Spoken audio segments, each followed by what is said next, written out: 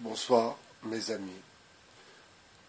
Ce soir, je vais vous demander de prendre une décision, ma foi, qui va être pour certains une décision assez difficile, assez compliquée à prendre, et pour d'autres, ma foi, ça va être peut-être la décision, pas de leur vie, mais la décision d'enfin d'éviter de, ma foi, continuer à parler, à discuter avec des collaborateurs.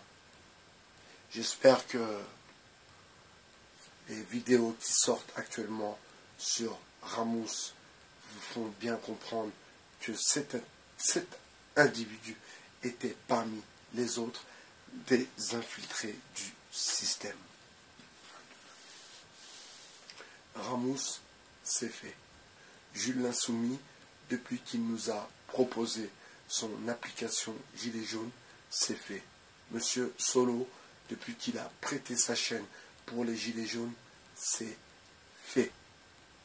Ok. Il y a le chameau qui n'est pas plus dans la tendance que ça, mais apparemment il a été approché de près par les Gilets jaunes, car je l'ai entendu parler en disant j'ai été à l'acte 13, etc., etc. Mes amis, mes chers compatriotes, français, françaises, gens venant d'ailleurs ou d'ici, là n'est pas le problème. Le problème est juste qu'il faut quand même porter ses robignoles, comme dirait l'autre. Et vous savez, les Français ont collaboré pendant la guerre, mais nous sommes un autre type de Français. Et bien sûr, comme je vous l'ai dit déjà, vous savez, ces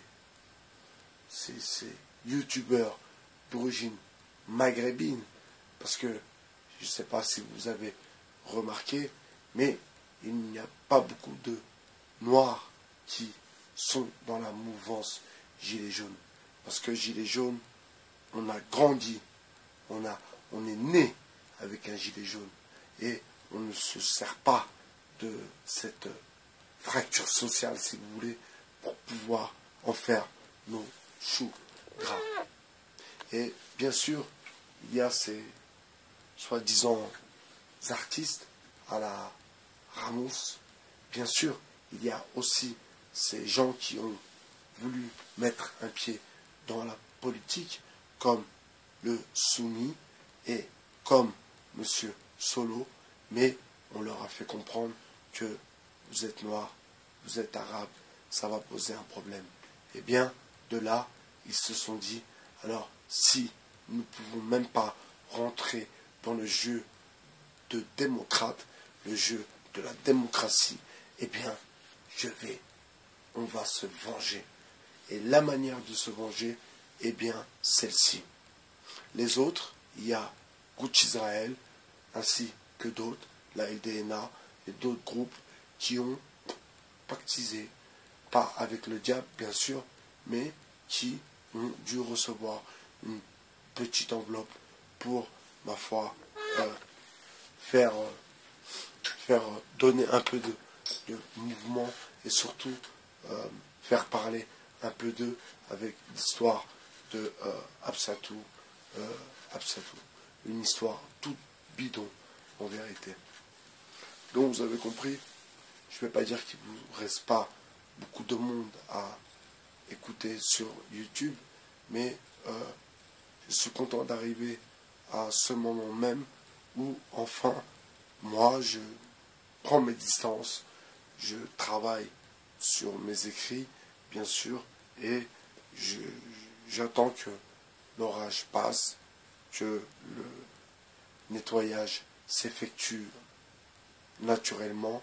Je vous invite tous à balancer tous les manche-pierres qui ont profité du mouvement pour pouvoir faire du buzz. Vous imaginez l'autre Ramos, il a été inventé qu'il avait perdu ses enfants. Vous imaginez jusqu'à où il a été. Et quand il raconte ses histoires avec la musique triste, oui, et mon ami, c'est que de la connerie. Que de la connerie.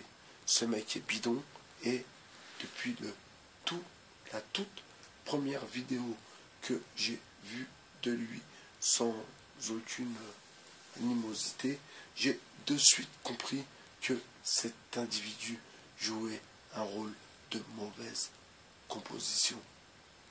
C'était Bye BHR. Excusez-moi, il est un peu tard. Il est minuit 45. Je vous dis à demain et je vous souhaite une bonne nuit sur le 2.0. Ciao.